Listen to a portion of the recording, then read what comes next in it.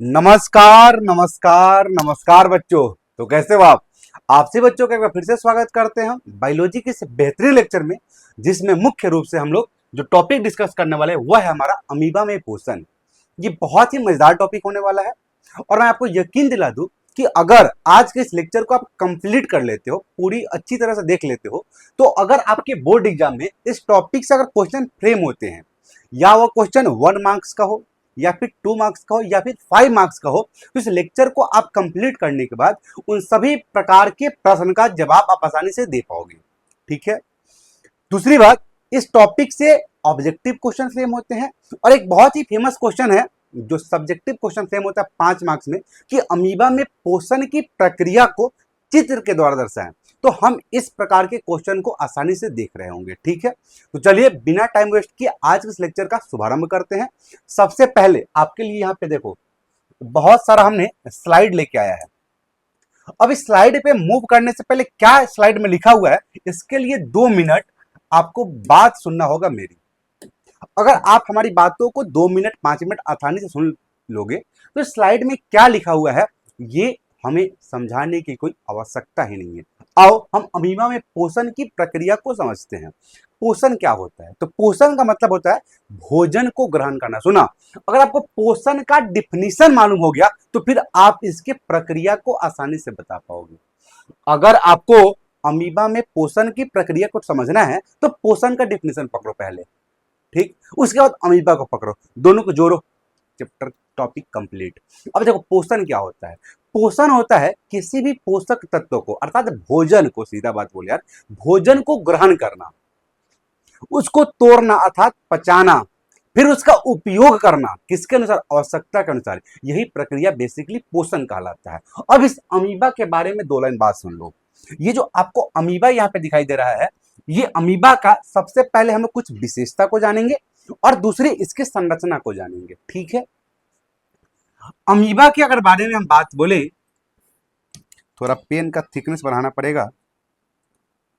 अगर हम अमीबा की कुछ बात को जाने तो अमीबा जो है यह एक प्रकार का, सबसे पहला बात, ये एक प्रकार का एक कोशिकीय जीव है। सबसे इंपॉर्टेंट बात, ये एक प्रकार का एक कोशिकीय जीव है। क्या है? ये एक प्रकार का एक कोशिकीय जीव है। अब आपके सामने हम अमीबा को ड्रॉ करते हैं। बहुत सारे बच्चे अमीबा के संरचना को लेकर कंफ्यूज रहते हैं। एक बात बता दे, आप जैसे मन करे वैसे अमीबा का डायग्राम बना सकते हो। अमीबा का आकार सेम टू सेम वैसे ही बदलता है जैसे आप सेल्फी लेने के दौरान अपने मुंह के अर्थात फेस के आकार को बदलते हो। सेल्फी लेने के दौरान जैसे जैसे आप अपने फेस के आकार को बदलते हो, सेम टू सेम अमीबा का आकार वैसे ही बदलते रहता है। अर्थात अमीबा का आकार कोई फिक्स नहीं होता है। अगर आप बोलो कि भैया ये जो आपके सामने जो दिखाई दे रहा है ना, ये अमीबा है।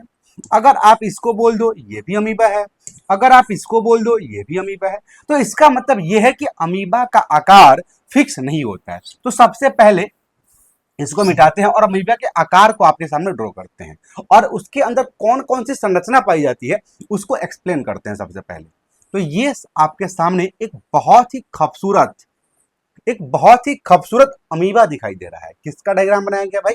ये अमीबा का डायग्राम दिखाया गया। आपको मालूम है कि अमीबा अगर एक कोशिकीय जीव है तो इस एक कोशिकीय जीव के अंदर इसका केंद्रक भी उपस्थित होगा, बिल्कुल होगा।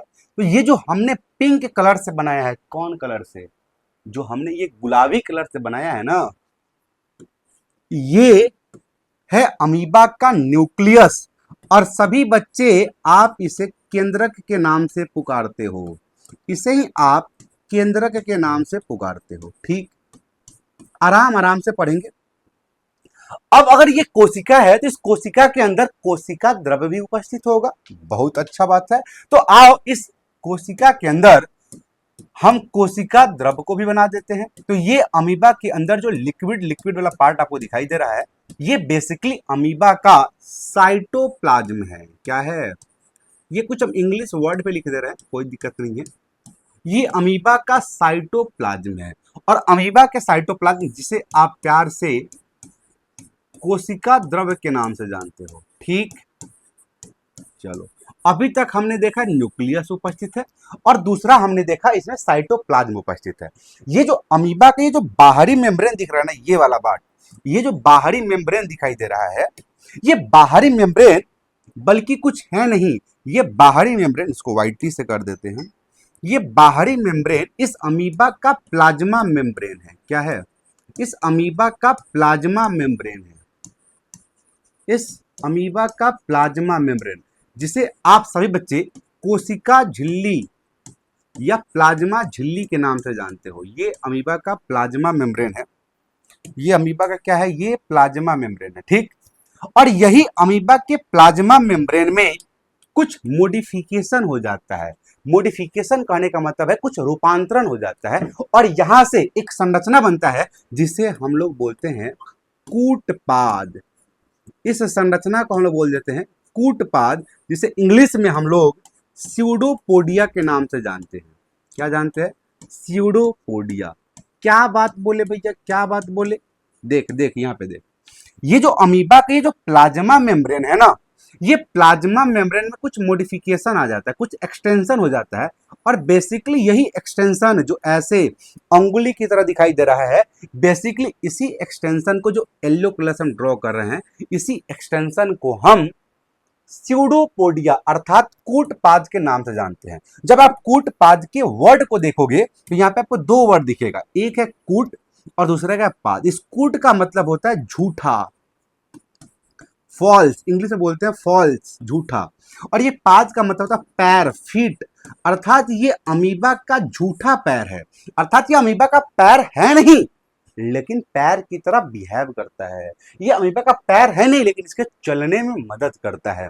तो यहां से क्वेश्चन फ्रेम होता है कि भाई जो अमीबा का जो ये स्यूडोपोडिया है अर्थात ये कूटपाद है, ये क्या काम करता है? तो ये अमीबा का स्यूडोपोडिया आपको विशेष करके याद रखना है इसको। ये अमीबा का जो स्यूडोपोडिया है ये दो कार्य करता है। कितना कार्य करता है?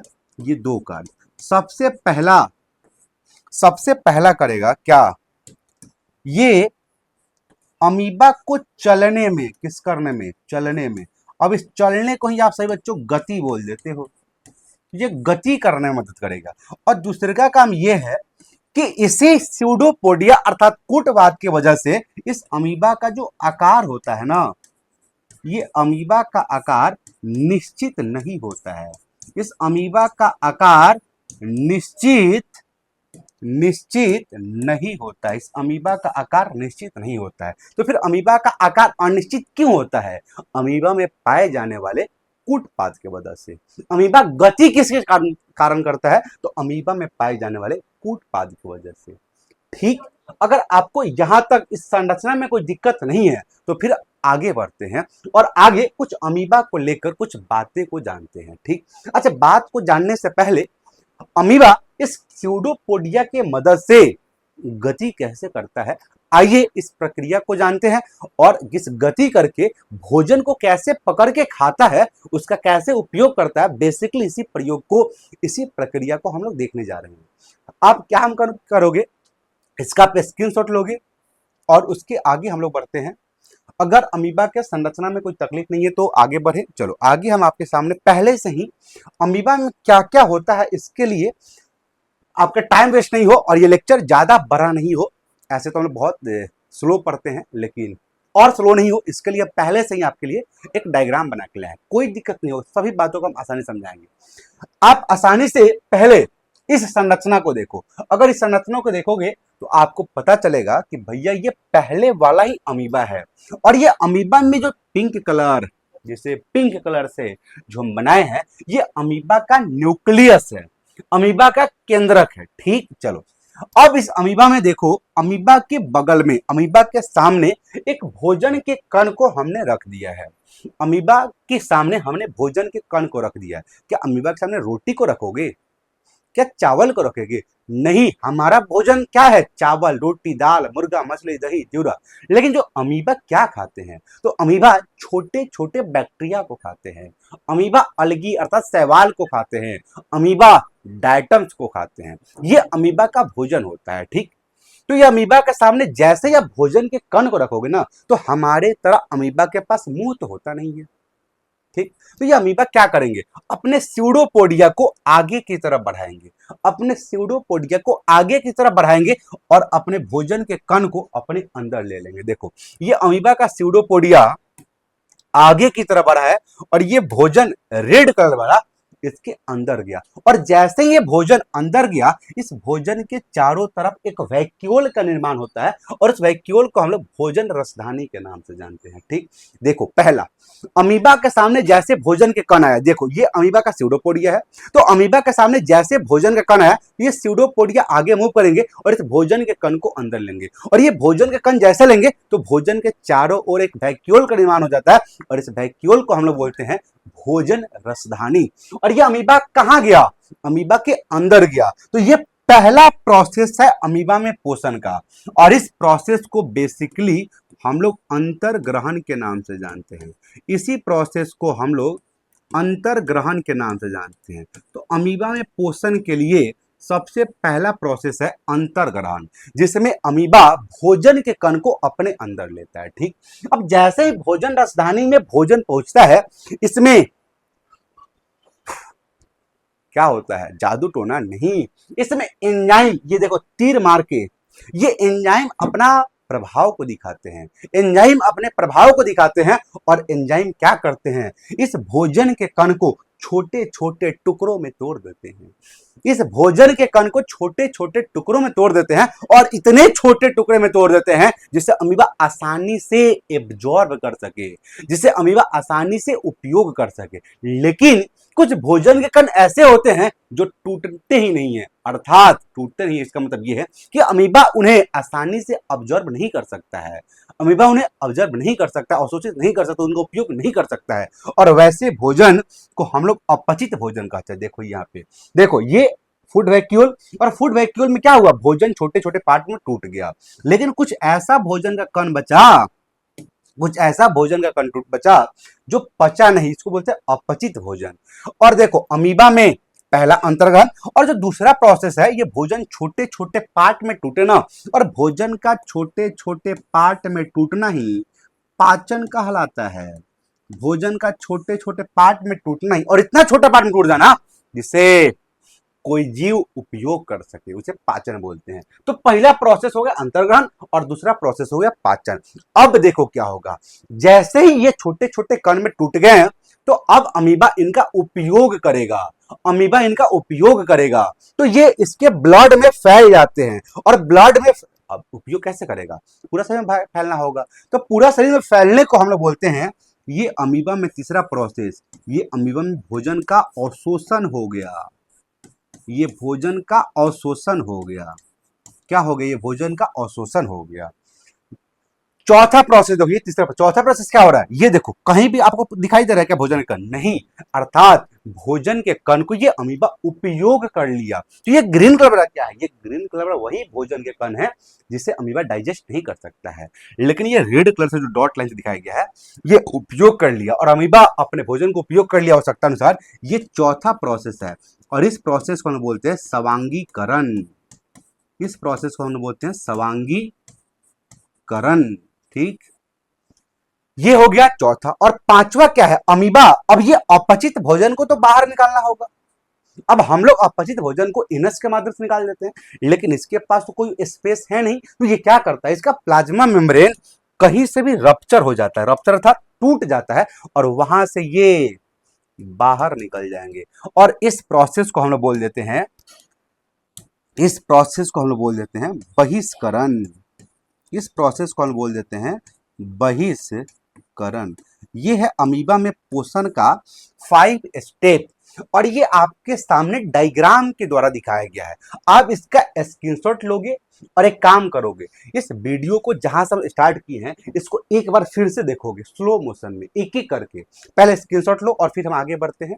तो अमीबा में पाचन या पोषण, पहले अंतर्ग्रहण, फिर पाचन, फिर अवशोषण, फिर स्वांगीकरण, फिर बहिष्करण। अब ये अंतर्ग्रहण का क्या मतलब होता है, पाचन का क्या मतलब होता है, अवशोषण का क्या मतलब होता है, अवशोषण मतलब ब्लड में फैल जाना, स्वाभाविक मतलब आवश्यकता के अनुसार उपयोग कर लेना कोशिकाओं के द्वारा। कोशिकाओं क्या, एक ही कोशिका तो है भाई, यही एक कोशिका श्वसन करेगा, यही एक कोशिका पाचन करेगा, यही कोशिका हर चीज करेगा, एक ही कोशिका, ये बहिष्करण। ठीक, चलो आगे आओ। आगे अमीबा में पोषण की प्रक्रिया यही है, यही तो अमीबा में पोषण की प्रक्रिया यही।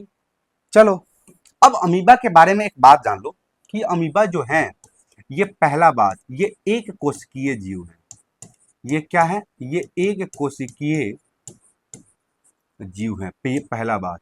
दूसरा का बात ये जो ताजा पानी में पाए जाते हैं, और जो ताजा पानी पाए उसको बोलते हैं मृदु जलीय जीव। मृदु कहीं दिखाई दे तो समझ जाना, मृदु जलीय जीव। और अमीबा में जो भोजन को ग्रहण करते हैं, भोजन को डायरेक्ट निगल जाते हैं सॉलिड रूप में, इसको बोलते हैं फैगोसाइटोसिस। फैगोसाइटोसिस। फैगोसाइटोसिस का मतलब होता है किसी भी चीज का सॉलिड रूप में अंदर जाना। एक होता है पिन्नोसाइटोसिस, पिन्नो पिन्नो लिक्विड के रूप में जाना, यहाँ पे सॉलिड रूप में जाने से बोलते हैं फैगोसाइटोसिस। तो अमीबा भोजन को ग्रहण फैगोसाइटोसिस के द्वारा करते हैं। अब अमीबा में चलना अर्थात गति और भोजन को ग्रहण किसके द्वारा करता है भाई? तो आपको मालूम है ये करता है कूटपाद के द्वारा, जब आप स्यूडोपोडिया बोल देते हो। ठीक, तो ये बेसिक बात है, ये आपको जानना चाहिए। फिलहाल अगर ये क्लियर है तो अब देखो आगे स्लाइड में जो भी बात लिखा होगा इन सभी बातों को आप आसानी से जानते होंगे, बस हम आपके सामने पढ़ पढ़ के सुनाएंगे। आओ, लेकिन इस भाषा को आपको लिखना जरूरी है। तो जब हम हटे तो आप स्क्रीनशॉट लोगे, प्रॉपर आप नोट्स बनाओगे। आओ सबसे पहले हम एक एक करके इसको क्या करते हैं, हम अंडरलाइन करते चलते हैं। सुनो यहाँ पे लिखा हुआ है अमीबा एक एक कोशिकीय जीव है, कोई दिक्कत वाला बात नहीं है। अभी फिलहाल पिछले स्लाइड में हम लोग बात किया है कि अमीबा एक कोशिकीय जीव है।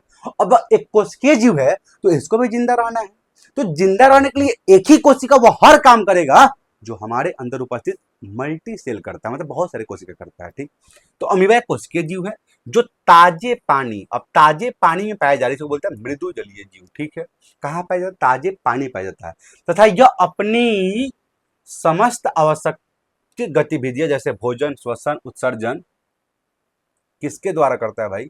ये करता है एक ही कोशिका से। देखो यहाँ पे लिखा है एक ही कोशिका के माध्यम से करता है। अभी तो हमने बात ये की है।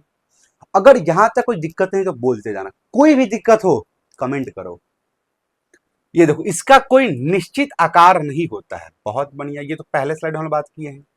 यह शरीर से कूटपाद निकालता है। कूटपाद क्या है? तो कूटपाद प्लाज्मा मेम्ब्रेन में ही मॉडिफिकेशन एक्सटेंशन हो जाता है, और इसी कूटपाद की वजह से देखो इसका आकार बदलते रहता है। बहुत बढ़िया। अब ये कूटपाद क्या होता है? तो कूटपाद अंगुली जैसी अर्थात फिंगर लाइन प्रोजेक्शन, उंगली नुमा संरचना है जिससे इनका आकार तो बदलते रहता है लेकिन भोजन को ग्रहण और गति करने में भी मूव करते हैं। बहुत बढ़िया बात है, आकार तो बदलेगा लेकिन भोजन को ग्रहण करने और भोजन को इनको गति करने में भी मदद करता है हमारा स्यूडोपोडिया। तो ये आप स्क्रीनशॉट यहां से ले लोगे।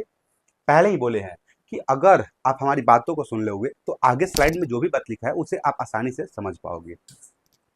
चलो आगे आओ। अब आगे अमीबा में, अब इसका भोजन क्या हमें बताए हैं कि हम लोग तो रोटी दाल खाते हैं, लेकिन ये क्या खाते हैं? ये शैवाल को खाते हैं। ये क्या खाते हैं? ये जीवाणु को खाते हैं। ये क्या खाते हैं? ये डायटम को खाते हैं। ठीक, अब देखो अमीबा पोषण की प्रक्रिया को फैगोसाइटोसिस, अब ये फैगोसाइटोसिस क्या होता है? किसी भी चीज को सॉलिड के रूप में लेना, फैगोसाइटोसिस कहलाएगा, निगल जाना कहते हैं। पोषण की विधि होलोजिक मोशन। होलोजिक मतलब होलोजिक क्या होता है? इसके पहले हम लोग पाचन को देखे थे कि जब पोषण की विधि देखे थे तो वहां पे हम लोग देखे थे होलोजिक क्या होता है, पहले खाना फिर पचाना फिर उसका उपयोग करना, ये होता है होलोजिक विधि होता है। और ये जो 5 चरणों में पड़ता है, कौन होता है? पहला अंतर्ग्रहण अर्थात भोजन को ग्रहण करना स्यूडोपोडी द्वारा। दूसरे का है पाचन, पाचन मतलब क्या? छोटे छोटे पार्ट में तोड़ना। तीसरे का अवशोषण, पूरा शरीर में भेजना। स्वांगीकरण क्या है? आवश्यकता के अनुसार उपयोग करना। और बहिष्करण, बाहर निकाल देना, जो अपचित भोजन है ये। इसका आप स्क्रीनशॉट लोगे और हम आगे इस प्रोसेस को देख लेते हैं क्या लिखा हुआ है। देखो चलो आप सबसे पहले हम प्रोसेस देखते हैं, ये है अंतर्ग्रहण। क्या है? अंतर। अब अंतर्ग्रहण में क्या होता है? तो अमीबा अपने कूटपाद की मदद से भोजन को पकड़ता है और भोजन को घेर कर शरीर के अंदर ले जाता है। बहुत बढ़िया बात है। इसी प्रोसेस को हम लोग देखते हैं। सबसे पहले देख देख यहाँ पे देख देख देख, ये है भोजन को पकड़ेगा और अपने अंदर लेके जाएगी, इसको अंतर्ग्रहण बोलते हैं। दूसरा प्रकार पाचन। पाचन में क्या होता है, भोजन शरीर के अंदर एक थैली में चला जाता है, उस थैली को क्या बोलते हैं, भोजन रसदानी बोलते हैं, भोजन रसदानी बोलते हैं, इसको बोल देते हैं भोजन रसधानी। इसमें क्या होता है, पाचक एंजाइम निकलता है, और ये पाचक एंजाइम क्या करता है, यही पाचक एंजाइम भोजन को छोटे छोटे पार्ट में तोड़ देता है। यही तो बताया अभी तुमको, देख यहाँ पे, ये देख, ये क्या करा, भोजन को घेरा और यहां से छोटे छोटे पार्ट में तोड़ा, और इतना छोटा पार्ट में तोड़ दिया कि अमीबा उसका उपयोग कर सके। इसको क्या बोलते हैं, पाचन। तो अभी हमने बताया कि अगर आप आसानी से सुन लोगे तो आगे क्या लिखा हुआ है उसमें हमें बताने की आवश्यकता होगी नहीं। यह पचा हुआ भोजन का क्या करना, अमीबा भोजन राजधानी से निकालकर साइटोप्लाज्म पहुंच जाते हैं, इसी को क्या बोलते हैं, अवशोषण बोलते हैं। और भोजन का उपयोग ऊर्जा बनाने में, कोशिका वृद्धि और झूठे पैर को बनाने में होता है, इसी को क्या बोलते हैं, सामान्यीकरण, मतलब आवश्यकता के अनुसार उपयोग कर लेते हैं। और अमीबा में एनस तो होता नहीं है, एनस अमीबा में होता है क्या, अमीबा में एनस होता नहीं है, तो फिर क्या होता है, भोजन नहीं पचता है उसे, अमीबा कोशिका झिल्ली अर्थात प्लाज्मा मेम्ब्रेन को कहीं से भी स्थान से घेर कर बाहर निकलता है, फेंक देता है। यही अमीबा में 5 प्रक्रिया है। तो अगर आपको कोई दिक्कत है, स्क्रीनशॉट पहले लो और इसको लिखो, इसका प्रॉपर नोट्स बनाओ, और इस को आप प्रैक्टिस करो, कम से कम 1 बार 2 बार 3 बार प्रैक्टिस करो। तो आई होप आज इस लेक्चर बहुत ही आपको अच्छा लगा होगा। आगे आने वाले लेक्चर में हम लोग बहुत ऐसे तमाम टॉपिक को डिस्कस करने वाले हैं। फिलहाल आज के लिए इतना ही। तो इसके बाद आप पढ़ाई करते रहो, मस्त रहो, स्वस्थ रहो, हंसते रहो। चलो फिर मिलते हैं अगले लेक्चर में, तब तक के लिए धन्यवाद।